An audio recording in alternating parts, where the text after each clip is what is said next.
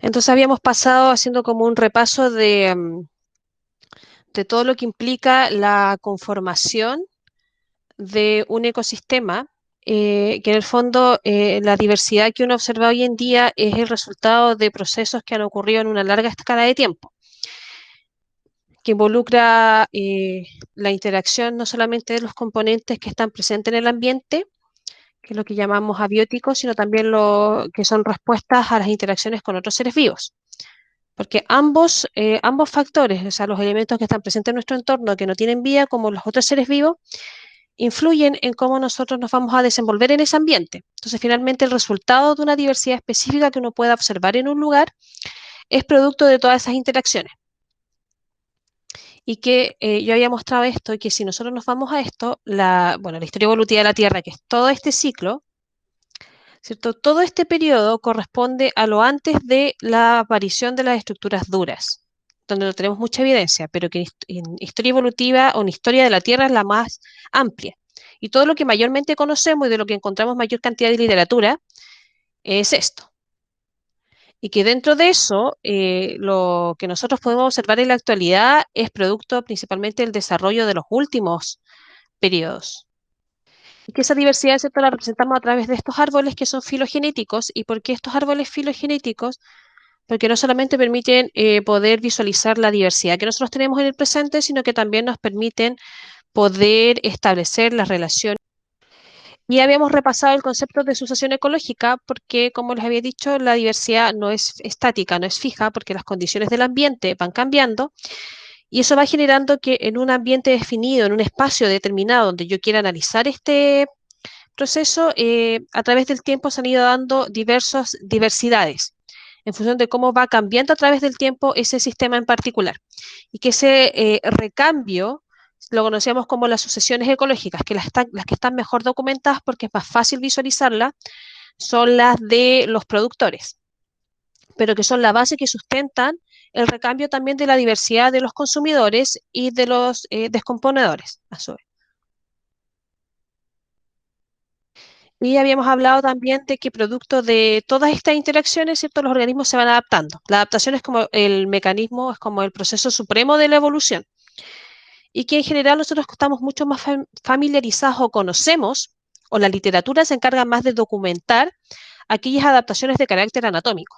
O sea, cómo ha cambiado la estructura de los organismos a través del tiempo, tanto interna como externa, pero que las adaptaciones que los organismos pueden desarrollar para responder a estas variaciones y estas interacciones con el ambiente también pueden ser de carácter fisiológicas, cambiar cómo funciona el organismo, o etológicas, de tipo conductual, para poder responder a estas demandas del ambiente, ya sean abióticas o bióticas.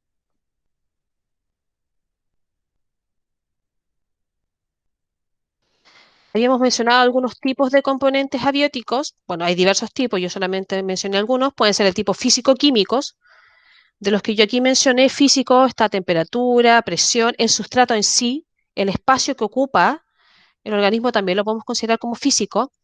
Tipo químico, nutrientes, ahí está el agua, el alimento, la salinidad, la humedad en el ambiente, que afectan al organismo. Y hablaba del ejemplo de la presión, ¿cierto? Que tenemos una condición bajo el agua y para eso los organismos tienen ciertas características para poder responder a esa mayor presión y poder desenvolverse efectivamente a esa presión y también a bajas presiones. Y aquí hay un caso bastante documentado en todo tipo de organismos, especialmente en los humanos, que es cuando ocurre el mal de altura o la puna, que le llamamos nosotros. Creo que es no sé de qué origen es la palabra puna, pero es de las culturas tortinas. Eh, que habla de cómo al modificarse la presión por tener menos atmósfera sobre nosotros, al subir sobre el nivel del mar, se adelgaza la capa atmosférica, cambia la presión de esta atmósfera, por tanto cambia la presión de los gases en esa atmósfera, principalmente el oxígeno, que es el que a nosotros nos interesa. Por tanto, o sea, podemos experimentar dificultades al respirar. Y esas dificultades al respirar están asociadas a como hay menor presión de oxígeno, para lograr que ingrese a mi cuerpo yo tengo que hacer un esfuerzo mayor. Y ese esfuerzo mayor significa hiperventilar, o sea, respirar muy, muy profundo. Esa es la mejor forma de estrategia que podemos usar para contrarrestar esta disminución del oxígeno en altura. No respirar rápido, porque al respirar rápido ingresamos, pero muy poquito por vez. Lo que hay que hacer es hiperventilar, expandir lo máximo los pulmones para que logre ingresar por una diferencia el oxígeno al interior. Y esa es la razón para, por ejemplo, las que cuando uno ve las noticias de cuando ciertos jugadores, por ejemplo, cuando la selección va a jugar a ciertos lugares, se va con mucha anticipación, porque a veces hay diferencias de presión, sobre todo cuando van a jugar a lugares de mayor altura. Y obviamente si hay menor presión hay menor oxígeno. Y eso va a incidir directamente en el desempeño físico que pueda tener una persona. Se ha documentado en el caso de los bolivianos, por eso Bolivia, no sé si lo recuerdan, Bolivia estuvo vetado un tiempo para jugar partidos de clasificatorios, por esa razón, porque generaba una ventaja en los bolivianos y una desventaja en todos los otros equipos que fueran a jugar a Bolivia. También hay muchos casos documentados de las adaptaciones que tienen los Sherpas en el Tíbet, la parte del Himalaya, que tienen una adaptación y tienen una fisiología distinta de cómo su cuerpo funciona con esta menor cantidad de oxígeno. Porque nosotros si estamos un ratito, lo primero que podemos hacer es hiperventilar, expandir al máximo nuestros pulmones para lograr hacer que ingrese el oxígeno con efectividad. Pero si ya nos mantenemos en un tiempo en esas condiciones, ¿qué es lo que va a hacer el organismo? Para compensar el menor ingreso de oxígeno, porque hay menos oxígeno en el aire. ¿Qué es lo que hace? Produce mayor cantidad de glóbulos rojos, como una adaptación fisiológica a una permanencia en esa condición. Produce mayor cantidad de glóbulos rojos. Ahora, ¿por qué produce mayor cantidad de glóbulos rojos? Porque los glóbulos rojos son los que transportan oxígeno. Entonces, si tengo menos oxígeno, ¿cómo lo compenso? El poco oxígeno que está ingresando lo transporto más rápido. Y de esa manera logro suplir esa deficiencia. Entonces, las personas que viven permanentemente en altura tienen estas adaptaciones fisiológicas. Tienen una mayor cantidad de glóbulos rojos en su sangre para poder vivir permanentemente en estas condiciones de menor cantidad de oxígeno. Incluso hay documentados porque se habla de esto, incluso hay una tipificación que hablan de doping, porque hay muchos atletas que entrenan en condiciones de mucha altura, o sea, de poca presión de oxígeno. Entrenan permanentemente, o sea, de 12 meses al año, a veces están 8 o 9 meses entrenando en países o lugares donde había una baja concentración de oxígeno, donde haya una menor presión atmosférica. ¿Y por qué lo hacen? Porque si lo hacen de manera permanente, su cuerpo va a desarrollar estas adaptaciones a largo tiempo. ¿Qué quiere decir? Que su cuerpo va a producir mayor cantidad de glóbulos rojos permanentemente. Entonces su cuerpo va a estar adaptado para transportar con una velocidad mayor y con una mayor eficiencia el oxígeno en condiciones bajo contenido en la atmósfera de este gas que los otros cuerpos que no están adaptados a eso. Entonces cuando después esa persona va a un estadio que está sobre el nivel del mar a competir, esa cantidad de glóbulos rojos no va a disminuir automáticamente. Entonces esa persona ya va a tener una capacidad de transportar oxígeno, por tanto de rendir físicamente superior a alguien que no haya entrenado bajo esas condiciones. Por eso también es muy común que los atletas que no residen en lugares que tengan una baja presión a mayor altura, a veces en sus fases de entrenamiento pasan por lo que se llaman las cámaras hiperbáricas. Piensen, a lo mejor nos han hecho un escáner o una resonancia, pero más o menos conocen el dispositivo donde uno la introducen cuando le hacen esos exámenes. La cámara hiperbárica es algo parecido. Es un dispositivo donde uno la introduce, pero la diferencia que tiene es que una vez dentro se puede modificar artificialmente la presión a la que uno está sometido.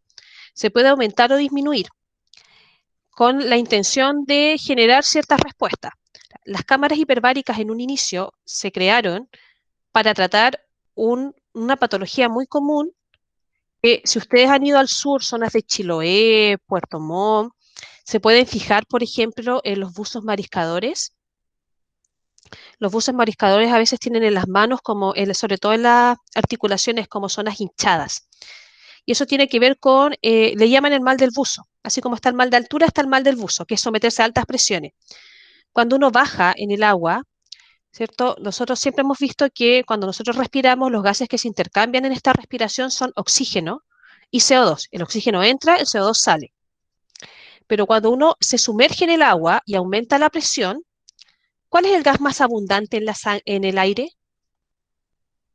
El nitrógeno. Pero el nitrógeno, si nosotros estamos en superficie, no se intercambia. Solamente se intercambia el oxígeno y el CO2, son los que entran y salen.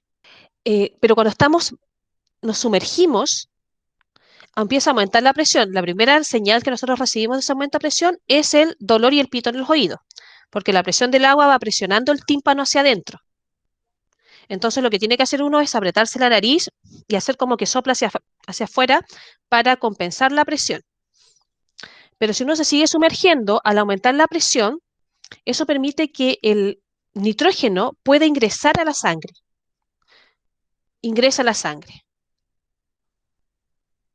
Y es un gas que habitualmente no está en la sangre, pero en situaciones cuando uno bucea, el nitrógeno puede ingresar a la sangre. Por esa razón, cuando uno bucea responsablemente y con todos los implementos, uno no puede llegar y subir. Tiene que ir subiendo de a poco y haciendo paradas para dar tiempo que el nitrógeno que ingresó al cuerpo salga, o sea, que ingresó a la sangre, salga de la sangre. Y se elimine, porque ese no es un gas que debiese circular en la sangre. Pero puede ocurrir un percance, que tengamos un problema puntual, que tengamos que salir rápidamente. ¿Y qué es lo que pasa cuando ocurre eso? Que el nitrógeno que estaba en la sangre no alcanza a salir.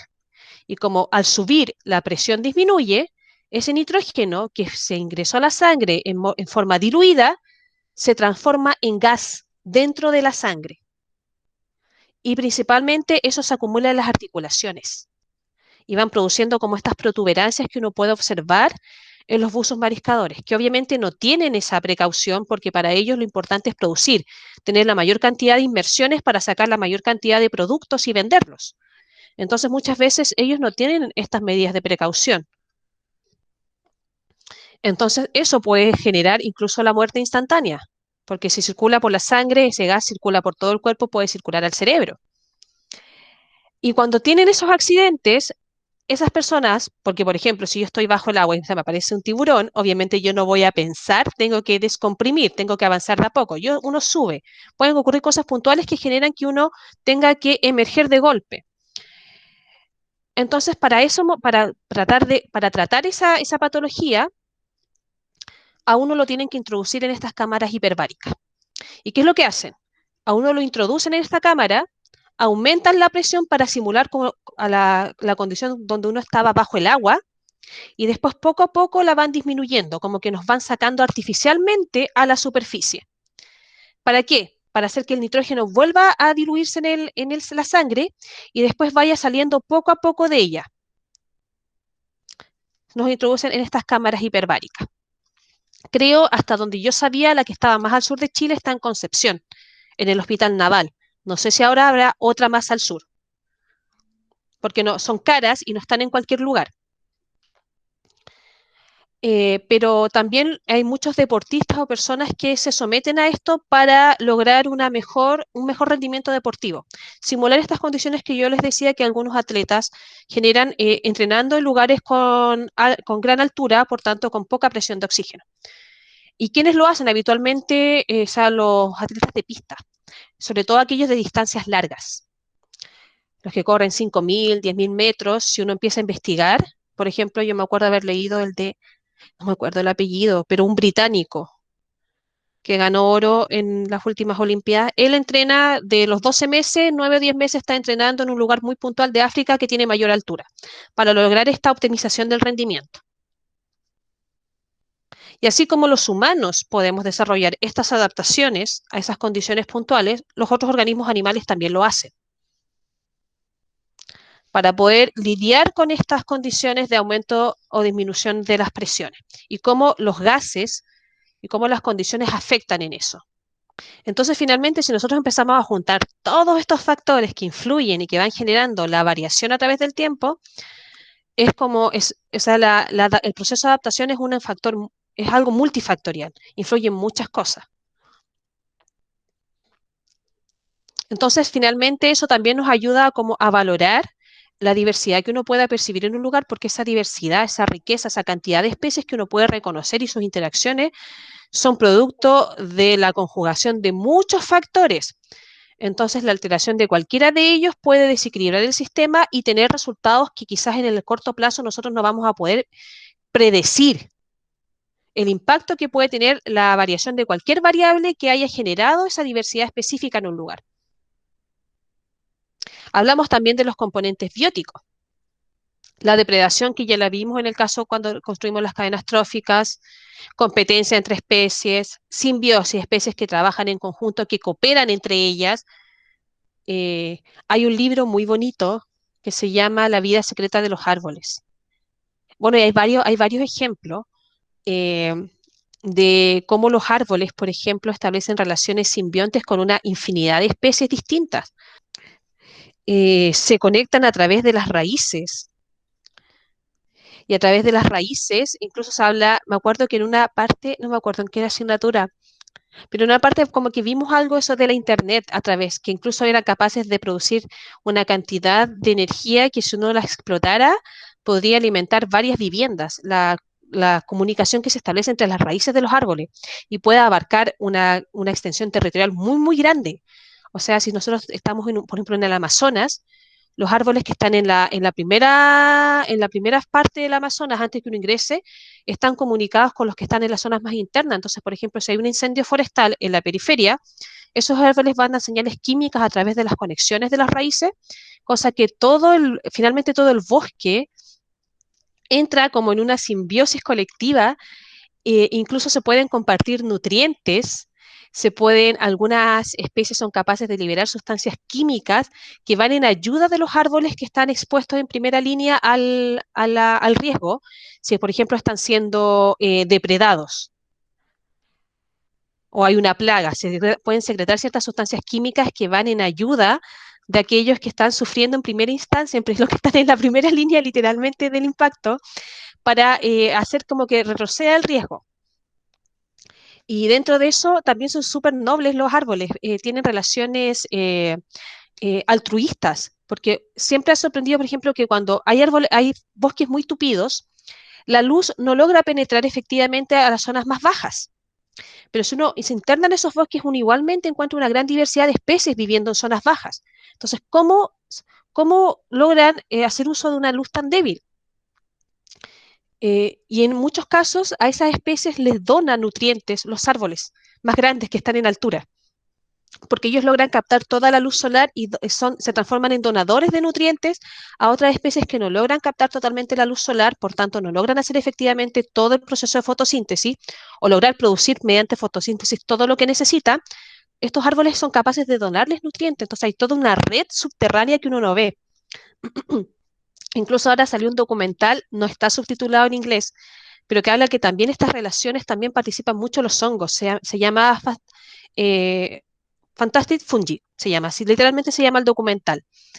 Y que habla de toda esta interacción que ocurre también a nivel microscópico que uno no visualiza, pero cómo las especies se van relacionando entre sí. Entonces, finalmente, la diversidad que uno puede observar, o sea, que uno puede visualizar, es resultado de interacciones que uno ni siquiera todavía el ser humano ha logrado conocer y comprender cabalmente cómo se llevan a cabo. Entonces, por tanto, si uno la interviene, uno no puede predecir, no puede inferir cuál puede ser el nivel de impacto de cualquier intervención. De ahí también los temas de conservación. Y por ejemplo, aquí yo también puse el parasitismo y justamente hoy día estaba leyendo una nota muy, muy cortita que aparecía en la BBC Mundo, hablaban de esto porque los parásitos son feos, no hay forma de ver, hay gente que les fascinan, pero no tienen ningún atractivo. Generalmente estamos mucho más asociados a la actividad parasitaria asociada al desarrollo de enfermedades, pero que finalmente eso corresponde solamente al 10% en el caso de los humanos. Pero los parásitos ecológicamente también cumplen un rol muy importante. Entonces, justamente ese artículo hablaba de la pérdida de diversidad a nivel de parásitos y que como son poco valorados, no son muy interesantes para la comunidad y quién va, o sea, todos vamos a ir a marchar por los océanos, por proteger los osos polares, por proteger los pingüinos, los santuarios de las ballenas, los delfines, pero nadie va a hacer una marcha por ir a proteger los parásitos. que eso podía tener consecuencias ecológicas que no íbamos a ser capaces de visualizar nunca, por todas las interacciones y sobre todo porque son más a nivel microscópico. Habitualmente las dinámicas que son más conocidas y más documentadas son las que podemos ver de organismos más grandes. Porque hay muchos parásitos, por ejemplo, que capturan a sus huéspedes, que transforman lo que se llaman como un efecto zombie, o sea, que son capaces de alterar el sistema nervioso de los huéspedes y hacer que tengan ciertas conductas que no son comunes, pero esas conductas son necesarias, por ejemplo, en ese artículo hablan específicamente de que secuestraba el sistema nervioso de un insecto que finalmente, como que ese insecto se suicida, se lanza al agua, pero que ese hecho de lanzarse al agua, finalmente ese insecto sirve de nutriente para otra especie que está en el agua. Entonces, finalmente, esa consecuencia de la acción parasitaria tiene un beneficio ecológico porque permite la sustentación de otras especies. Entonces, que en ese sentido está poco documentado, solamente estamos como muy pendientes de ese 10% que genera un efecto en la salud, principalmente humana, pero que desconocemos todos los otros efectos que podrían ser beneficiosos para la mantención de la biodiversidad. Entonces, en ese contexto empezamos a hablar que en fondo la diversidad es multifactorial, depende de muchas cosas, y que dentro de esas cosas tiene cierto nivel de fragilidad, porque nosotros no somos capaces de visualizar ni de conocer todavía todas las interacciones que sustentan esa diversidad que yo puedo reconocer en un momento dado, en un espacio dado. Entonces, dentro de esa fragilidad que puede presentar, introducir que hay una especie nueva que no haya surgido por el propio proceso de evolución y de adaptación del grupo de ese grupo particular de especies, puede generar efectos impensados, incluso catastróficos, que no vamos a ser capaces tampoco de visualizar en el corto plazo probablemente. Bueno, depende mucho de la especie. Entonces, hay que tener mucho cuidado con el transporte. Ahora, no hemos tenido este cuidado porque esto viene ocurriendo desde que el hombre empezó a desplazarse. O sea, nosotros nos podemos definir en sí, la especie humana, como una especie invasora. Nosotros somos una especie invasora. Hemos llegado a todos los lugares, hemos tenido éxito en afianzarnos en esos lugares y nos hemos propagado en esos lugares. Entonces, el ser humano por excelencia es una especie invasora. Pero las especies invasoras pasan por tres etapas. La primera es cuando por primera vez llega a un lugar, que la denominamos como exótica o introducida, que es cuando recién ingresa a un sistema biológico, a una zona biogeográfica. Cuando hablamos de zona biogeográfica, hablamos no solamente del lugar, o sea, geográficamente latitud, longitud, sino que hablamos de la ubicación y de las especies que existen ahí debido a esa ubicación. Recordemos que en función de las condiciones geográficas se generan ciertas condiciones ambientales que permiten el desarrollo de ciertas especies. Entonces, cuando hablamos de zona biogeográfica, hablamos de la conjunción entre las condiciones del ambiente y los organismos que están ahí presentes que pudieron desarrollarse bajo esas condiciones. Y esta puede ser intencional o accidental. Accidental, que no me di cuenta, por ejemplo, y quizás en algo que yo transporté iba la larva o iban larvas de un organismo. No fue con una intención. Intencional cuando transportamos especies para introducirlas en un lugar con un objetivo que puede ser de distinta índole. Pues entretención, como pasó mucho en el siglo XIX y siglo XIX y principios del XX. Hoy día ya no ocurre tanto con este fin de entretención que fue la conformación de los zoológicos. Los zoológicos introdujeron muchas especies y el objetivo principal al inicio de los zoológicos era entretener, ver estas especies raras para toda la gente que no podía viajar. Hoy en día, principalmente los zoológicos cumplen un rol más de conservación. O sea, mantienen las especies que ya tenían, pero también se encargan de conservar, porque muchas especies que están en riesgo de extinción hoy en día se encuentran solo en estos lugares. Ahora, cuando ya una especie puede ingresar, pero dependiendo de las condiciones del ambiente, ese ingreso puede ser exitoso o no. Cuando ya la especie que fue introducida tiene un cierto nivel de éxito, ¿qué quiere decir? que puede reproducirse y mantener una población estable al lugar donde llegó, ya empezamos a hablar de una especie naturalizada. O sea, llegó a un lugar, pero además las condiciones de ese lugar fueron beneficiosas y le permitieron poder mantenerse, reproducirse y mantener una población estable en ese lugar. Entonces ahí empezamos a hablar de naturalizada. Y que en el fondo esta mantención en el tiempo de esta especie ya es sin intervención humana. O sea, yo puedo haber traído una semilla que a lo mejor traía en una bolsa restos de un alimento o por ejemplo, comí una fruta y los cuescos los dejé en una bolsita, entonces después llegué y boté los cuescos. Y que, o sea, yo introduje la especie que quizás estaba dentro de esa semilla, pero después finalmente, si ella creció, se reprodujo y aumentó en número, ya no dependió de mí. Yo no fui y regué todos los días los cuescos, sino que ya sin intervención humana pueda mantenerse en el tiempo. Hablamos de una naturalizada. ¿Y cuándo pasa a ser un problema? O sea, naturalizada hay que estar monitoreándola porque en cualquier momento puede transformarse en un problema cuando pasan a constituir lo que se llama una especie invasora. ¿Y qué es una especie invasora?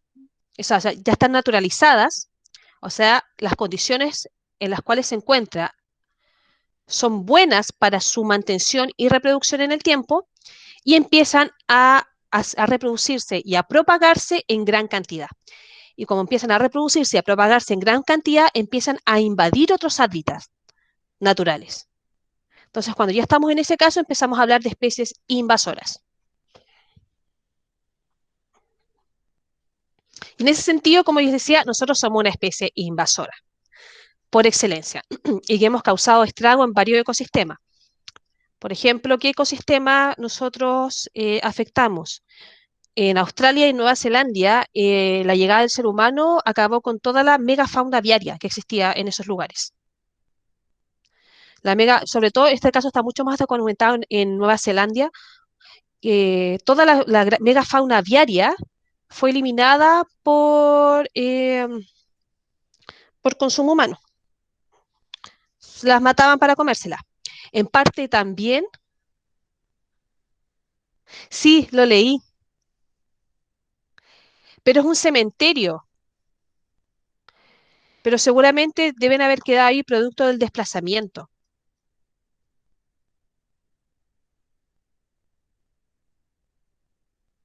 Porque los paquidermos de grandes dimensiones tienen conductas muy sociales y esas conductas de tener como cementerios también han sido documentadas en elefantes. Los elefantes cuando muere un miembro del grupo se mantienen ahí por un buen tiempo, incluso muchas veces cuando están en ambientes naturales, cuando los organismos están enfermos, a veces van a morir al mismo lugar donde murieron integrantes anteriores de ese mismo grupo. Entonces tienden a formarse como estos cementerios de elefantes. Tienden a atender conductas sociales de ese tipo de organismos. Por ejemplo, yo les compartí un libro, yo les sugerí solamente leer 2 capítulos. ¿Y por qué esos 2 capítulos solamente? Porque en esos 2 capítulos habla del impacto de especies, de invasiones biológicas, que no fueron intencionadas, pero como sin intención eso generó grandes estragos en términos de biodiversidad, al punto de que tenemos especies emblemáticas en ciertas zonas que están al borde de la extinción. Entonces, por eso yo en el archivo que les compartí en PDF les sugerí leer solo 2 capítulos, que son los que yo les indiqué. Sí, probablemente, aparte cuando, por ejemplo, cuando tienes condiciones lacustres o cuerpos de agua, eso también va generando que la humedad del suelo sea mayor y por tanto la conservación del registro fósil es mucho mejor. Y también ocurre con los humanos, por ejemplo, en los mayores depósitos de humanos de evolución humana, donde se han encontrado grandes, o sea, como los grandes hallazgos de los eslabones han sido en zonas que hoy son desiertos en Kenia, en Gabón, en Chad, creo que es el más antiguo, que hoy en día son zonas desérticas, pero en el periodo donde existieron estos organismos eran zonas lacustres, que permitieron una gran conservación de los organismos. Entonces, generalmente en zonas que fueron en esa época asociadas a esos ambientes, también logran una buena conservación del registro fósil.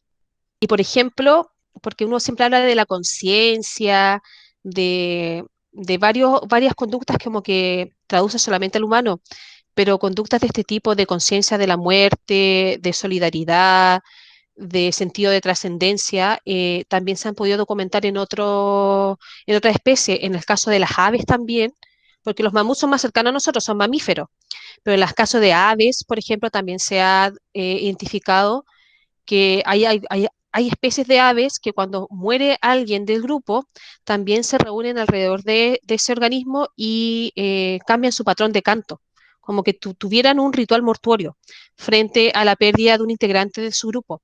Y se han ido documentando y se han ido reconociendo en distintos grupos de animales. Entonces, finalmente, esta conciencia de la muerte, de ser un grupo, no está solamente presente en el humano, sino que está presente en muchas especies, pero que de a poco se ha ido conociendo. Incluso, por ejemplo, en especies mamíferos, que está más documentado, ballenas. Las ballenas tienen una especie de idiomas, una misma especie, y esos idiomas se estudian. Me acuerdo del libro que leyeron el año pasado, las de segundo medio, uno que se llama Luces al fin del mundo.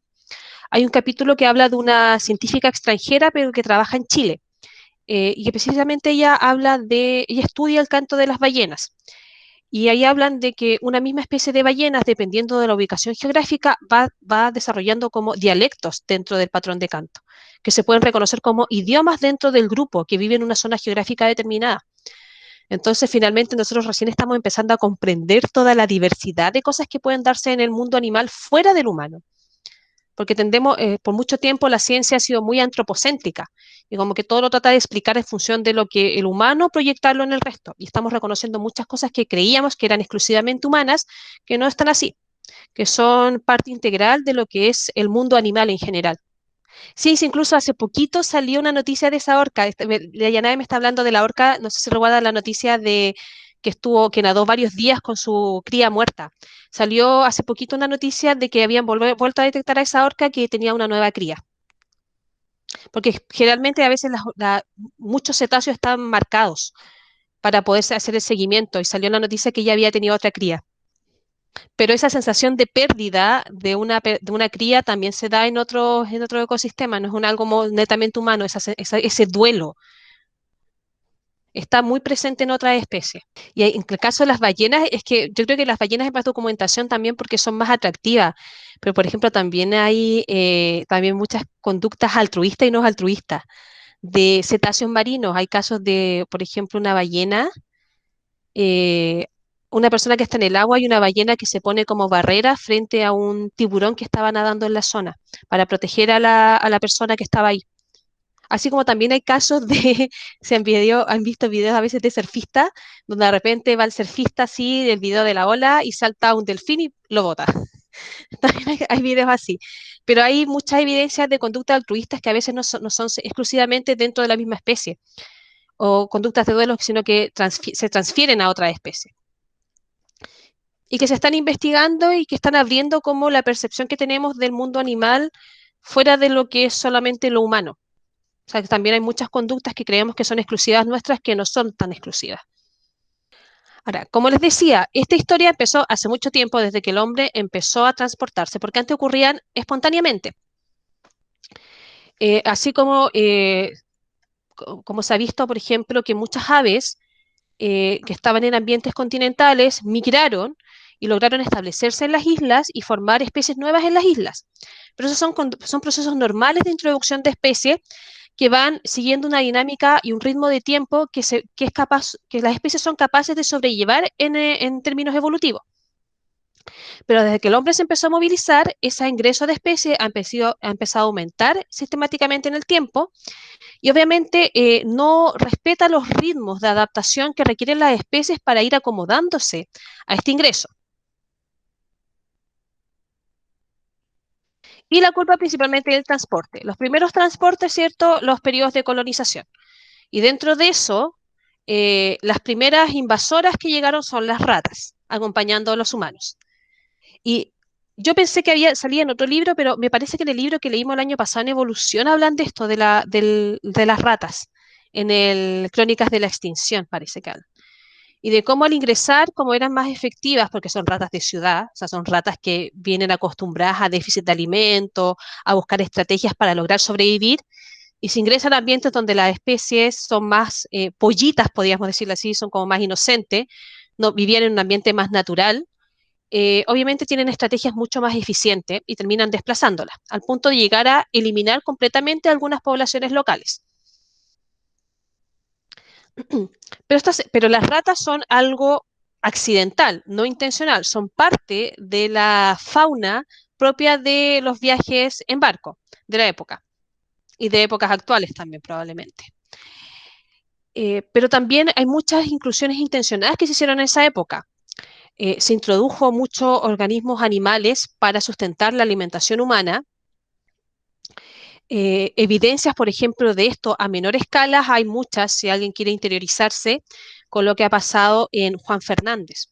Juan Fernández, el archipiélago de Juan Fernández es un patrimonio de la biosfera, o sea, no solamente es un parque nacional para nosotros, es un santuario de la biosfera para todo el mundo.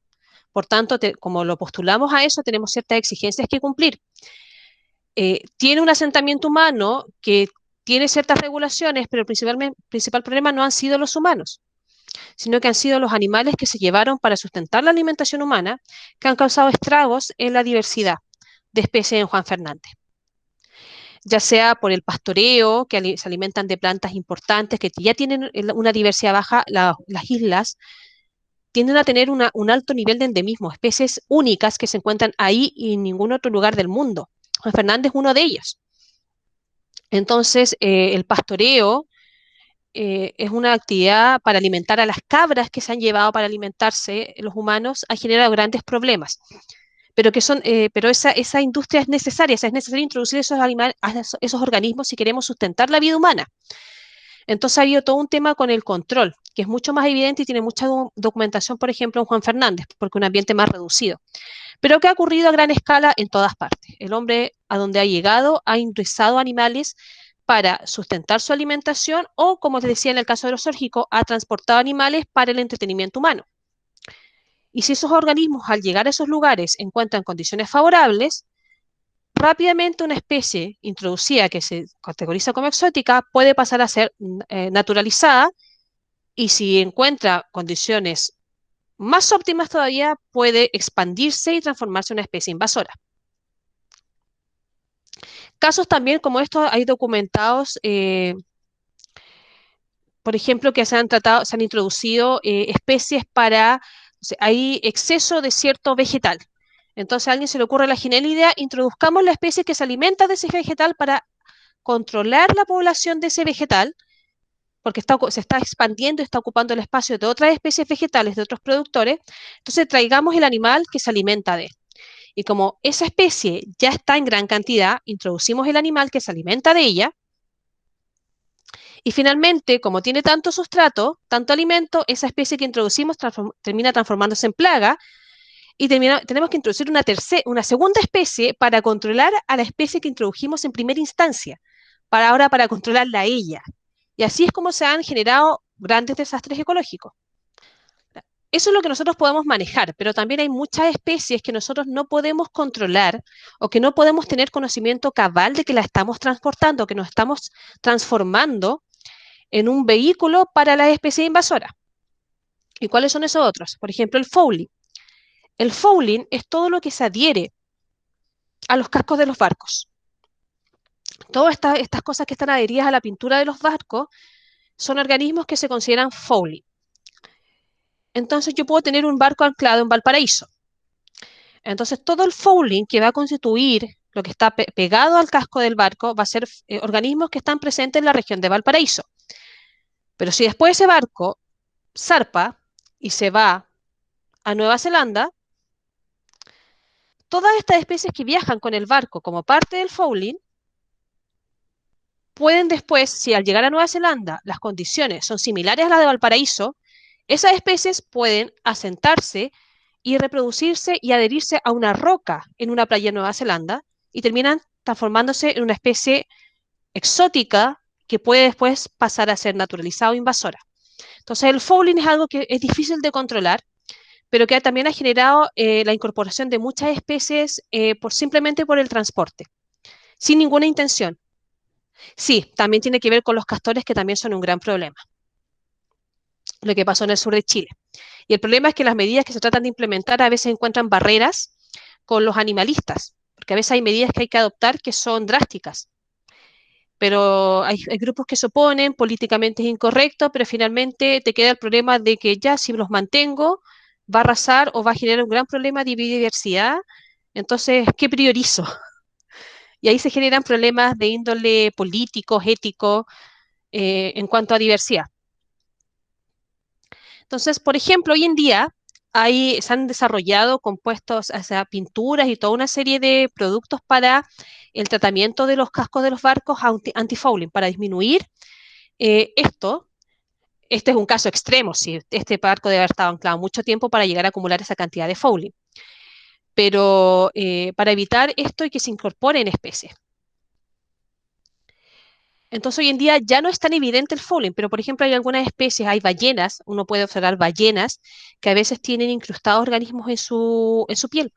Eso también es fouling. También actúan como vehículos, pero eso es un poco más natural que lo de un barco, que aparte que traslada muchas especies en una menor cantidad de tiempo.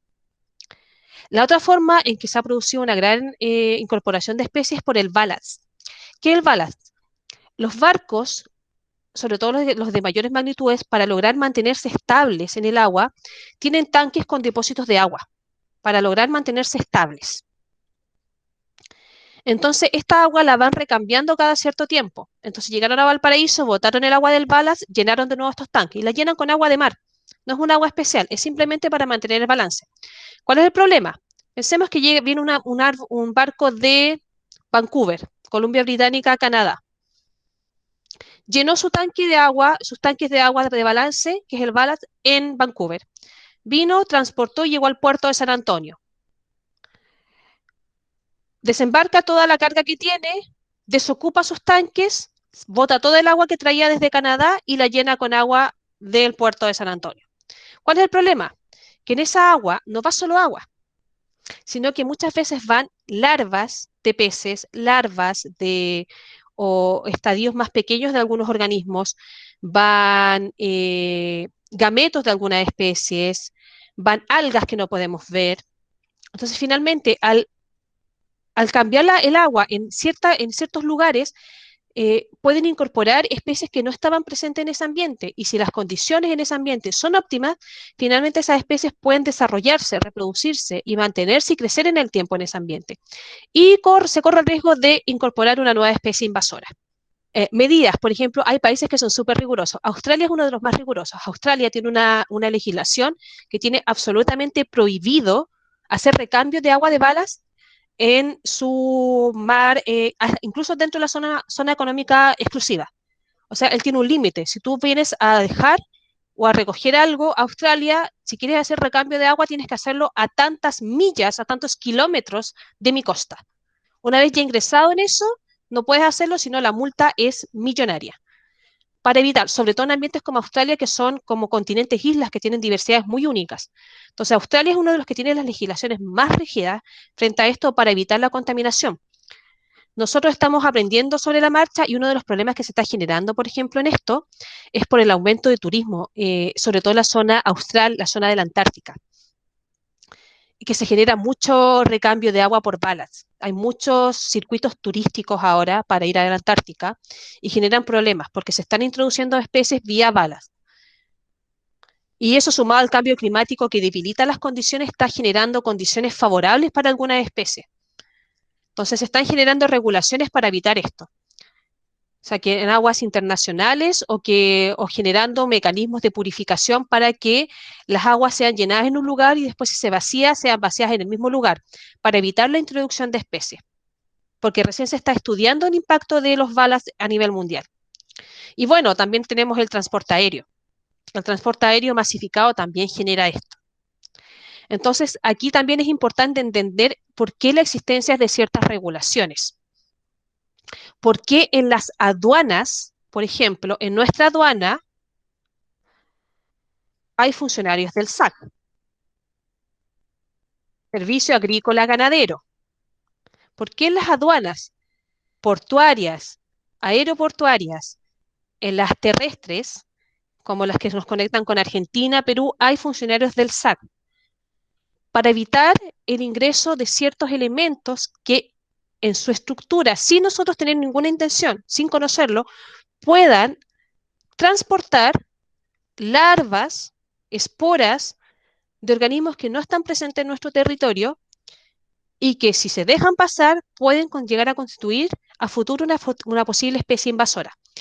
Por esa razón, por ejemplo, en muchos casos se requisan cosas de madera no trabajada, efectivamente. Y uno dice, ah, pero si es solo una cosa, no es como, no es algo contra uno personal. El tema es que no tenemos un instrumento para analizar en detalle si es que dentro de esa madera hay una larva. Por eso también hay restricciones, por ejemplo, para transportar frutas. Porque claro, a lo mejor como parte de esa fruta, en alguna parte puede haber algún organismo que puede constituir una especie invasora. Por eso cada cierto tiempo, ¿cierto? Levantan alertas, por ejemplo, en el caso de la mosca de la fruta. También semillas de China que venían en las compras. Entonces a veces uno no las puede visualizar, entonces por eso hay que tener mucho cuidado. Se supone que igual eso lo revisan, pero probablemente van a empezar a tener más cuidado respecto a eso o se van a empezar a generar ciertas restricciones que se van a tener que empezar a cumplir para dejar ingresar esos productos, por tanto, en algún momento los valores van a empezar a subir, ya sea del producto, del transporte del producto, como están ahora. Ahora importar, antes comprar en AliExpress o cosas así era mucho más barato, ahora está más caro también por la limitación de transporte, por la pandemia. Pero tiene que ver con eso. No transportar, por ejemplo, me acuerdo cuando vino una tía hace poco de no, hace poco, hace ya bastante tiempo a Estados Unidos, ella lo único que quería era llevarse yerba mate, porque no la encontraba en Estados Unidos. Y no sabía si se le iban a dejar pasar, porque claro, es yerba mate, pero ahí pueden ir algunos elementos como esporas o cosas de otros organismos que pueden generar un problema biológico al lugar de origen. Entonces, a lo mejor la pueden dejar pasar en tu salida, pero probablemente cuando ingreses al otro país te la van a requisar.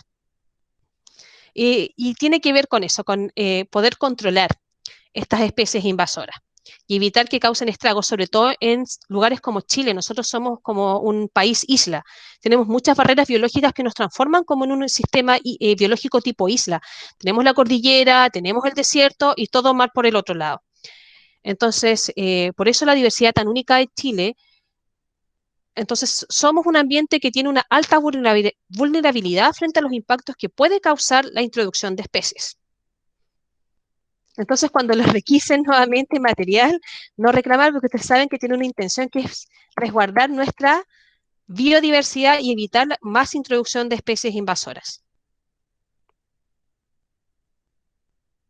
Bueno, y dentro de los impactos, que creo que esto ya es lo último, que pueden tener la introducción, obviamente puede haber una pérdida de la riqueza y de la abundancia de las especies que ya existen. ¿Por qué? Porque dependiendo de la especie que se esté introduciendo, qué tan favorables sean las condiciones del ambiente, va a entrar a competir directamente con las que ya están asentadas. Y si en esa competencia esta especie nueva es más eficiente, va a desplazar a nuestra especie. Así es. Entonces puede empezar a producir extinciones locales que se pueden traducir después en extinciones a mayor escala. ¿Qué otros efectos pueden tener? Dependiendo de su biología, pueden alterar los ciclos de los nutrientes, si son especies que son muy demandantes en agua, por ejemplo. Dependiendo del tipo de especie, aumento de frecuencia de incendios forestales. Sabemos que la introducción de ciertas especies a nivel de explotación forestal generan un aumento en la propensión de incendios forestales en nuestras temporadas cálidas. Tenemos conciencia de eso. Por eso cada vez que ocurre uno, viene toda la presión de los científicos de que por favor reforesten con especies nativas, porque si ocupamos ese suelo disponible para incorporar estas especies que tienen una alta explotación comercial, forestal, pero generan grandes impactos, finalmente la frecuencia y la extensión de los incendios forestales va a ser cada vez mayor. Obviamente generan una pérdida en la productividad dependiendo de la especie, porque se pueden transformar en plagas, o si empiezan a competir por los recursos con especies que nosotros explotamos comercialmente, van a generar una merma en la producción y también pueden tener un efecto sobre nosotros, porque si son especies exógenas, no sabemos, por ejemplo, qué tipo de sustancias químicas producen y cómo pueden impactar la salud, las alergias, que hoy en día cada vez se producen antes, ya empiezan como en julio. Pérdida de servicios ecosistémicos, beneficios que puedan tener los sistemas biológicos que se prestan a humanos se pueden perder, porque obviamente si llega una especie invasora que es muy efectiva, finalmente va a desplazar a las otras y vamos a tener, como ocurre en ciertas zonas de Chile, puros pinos, se homogeniza. Y eso genera pérdida de ciertos servicios ecosistémicos, como es, una, el paisaje, lo visual, lo agradable que puede ser un paisaje, y segundo, pérdida de riqueza del suelo. Los pinos acidifican el suelo, reducen la diversidad de las especies que pueden asentarse ahí, y obviamente eso puede tener impactos, es como un efecto dominó, y que no podemos dimensionar finalmente porque no conocemos toda la red trófica que está involucrada en ese ecosistema y cómo se relacionan en detalle entre sí.